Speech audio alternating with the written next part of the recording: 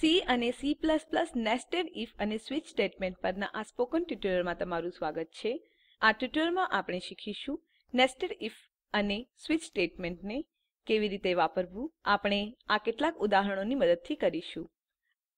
આ tutorial record કરવા માટે હું વાપરી રહી છું ઉબુન્ટુ ઓપરેટિંગ સિસ્ટમ આવૃત્તિ 1110, ઉબુન્ટુ પર જીસીસી અને G++ કમ્પાઇલર આવૃત્તિ 461.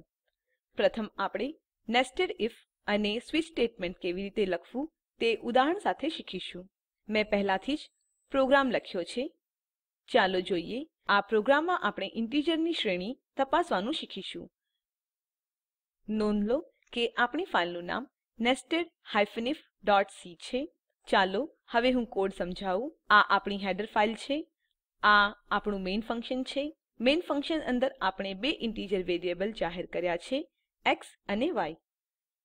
અહીં આપણે યુઝરને 0 થી 39 ની શ્રેણી વચ્ચે નંબર દાખલ કરવા માટે પ્રોમ્પ્ટ કરીએ છીએ. આપણે ય ની વેલ્યુ યુઝર પાસેથી ઇનપુટ તરીકે લઈએ છીએ. આ આપણી ઇફ કંડીશન છે. અહીં આપણે તપાસીશું કે y divided by 10 equal to 0 છે કે નહીં. જો કંડીશન ટ્રૂ હોય તો આપણે પ્રિન્ટ કરીશું you have entered a number in the range of 0 to 9. આ આપણી એલ્સે ઇફ કંડીશન છે. અહીં આપણે y divided by 10 equal to 1 તપાસ કરીશું. જો કંડીશન ટ્રૂ હોય તો આપણે પ્રિન્ટ કરીશું you have entered a number in the range of 10 to 19. આ એલ્સે ઇફ કંડીશનમાં આપણે તપાસ કરીશું કે નંબર 20 થી 29 ની શ્રેણી વચ્ચે છે કે નહીં. અને અહીં આપણે જોઈશું કે નંબર 30 થી 39 ની શ્રેણી વચ્ચે છે કે નહીં. આ આપણી એલ્સે કંડીશન છે. જો ઉપરની બધી કંડીશન ફળસે હોય તો આપણે પ્રિન્ટ કરીશું નંબર નોટ ઇન રેન્જ. અને આ આપણું રિટર્ન સ્ટેટમેન્ટ છે.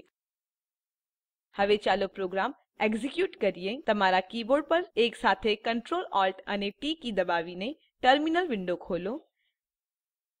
એક્ઝીક્યુટ કરવા માટે ટાઈપ કરો GCC space nested-if.c space -o space nested. Enter દબાવો.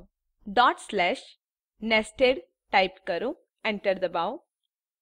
આપણે જોઈશું enter a number between 0 to 39. હું 12 દાખલ કરીશ. આઉટપુટ આ પ્રમાણે દર્શાવે છે you have entered the number in the range of 10 to 19. ચાલો બીજો નંબર દાખલ કરીએ. ચાલો ફરીથી એક્ઝીક્યુટ કરીએ. અપ એરો કી દબાવો. એન્ટર દબાવો. આ વખતે હું 5 આપીશ.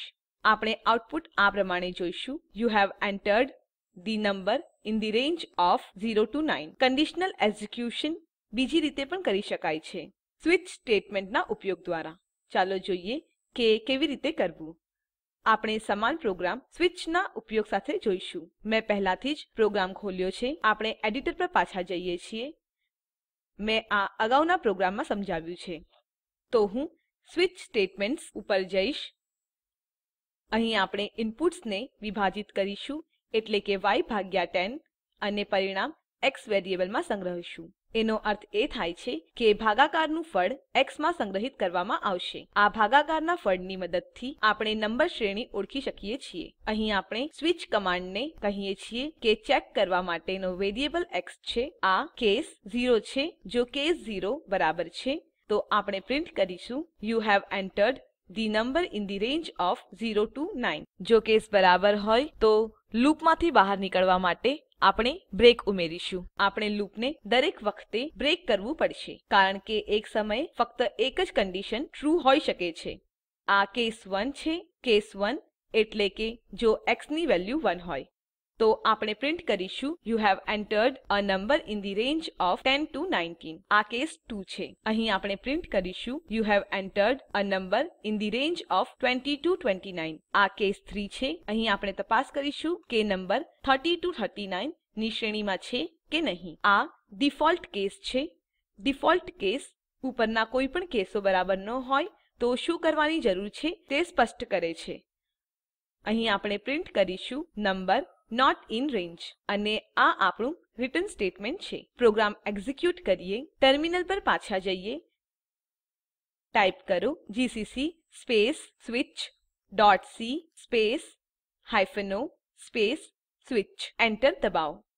ટાઈપ કરો ./ switch. એન્ટર દબાવો. Enter a number between of 0 to 39. હું 35 દાખલ કરીશ. આઉટપુટ આ પ્રમાણે દર્શાવે છે. You have entered the number in the range of 30 to 39. આપણે જોઈશું C++ માં પ્રોગ્રામ કેવી રીતે એક્ઝિક્યુટ કરવું. ટેક્સ્ટ એડિટર પર ફરીથી જાઓ. નોંધ લો કે આપણી ફાઇલનું નામ nested-if.cpp છે. અહીં લોજિક અને અમલીકરણ સમાન છે. અહીં કેટલાક ફેરફાર છે, જેવા કે stdio.h ના બદલે હેડર ફાઇલ iostream છે. અહીં આપણે યુઝિંગ સ્ટેટમેન્ટ ઉમેર્યું છે.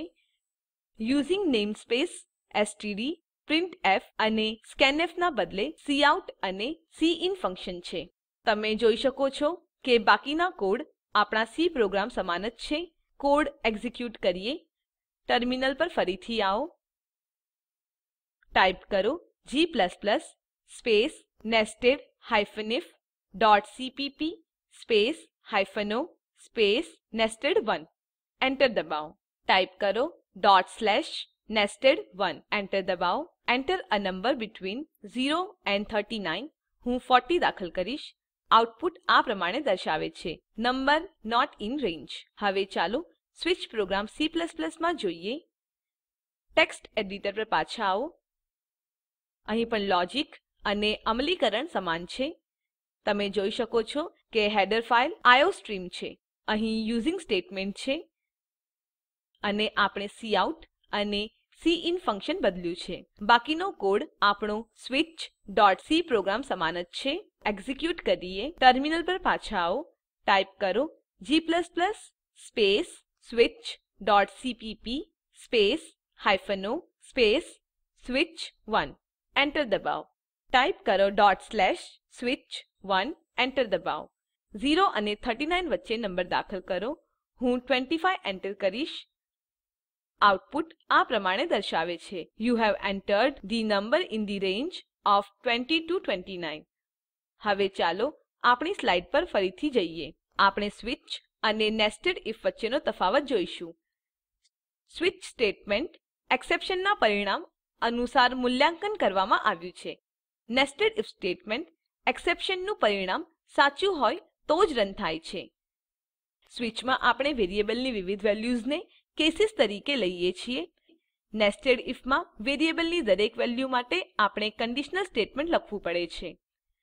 સ્વિચ સ્ટેટમેન્ટ માત્ર ઇન્ટિજર વેલ્યુ ચેક કરે છે. નેસ્ટેડ ઇફ પૂર્ણાંક અને અપૂર્ણાંક બંને વેલ્યુ માટે ચકાસણી કરી શકે છે. અહીં આ ટ્યુટોરીયલ સમાપ્ત થાય છે.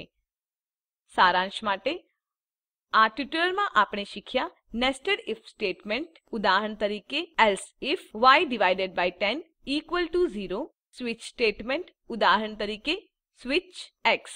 નેસ્ટેડ ઇફ અને સ્વિચ સ્ટેટમેન્ટ વચ્ચેનો તફાવત. એસાઇનમેન્ટ તરીકે કર્મચારીઓની ઉંમર 20 થી 60 વર્ષની અંદર છે કે નહીં તે તપાસ કરવા માટેનો પ્રોગ્રામ લખો. નીચે આપેલ લિંક ઉપર ઉપલબ્ધ વિડીયો જુઓ.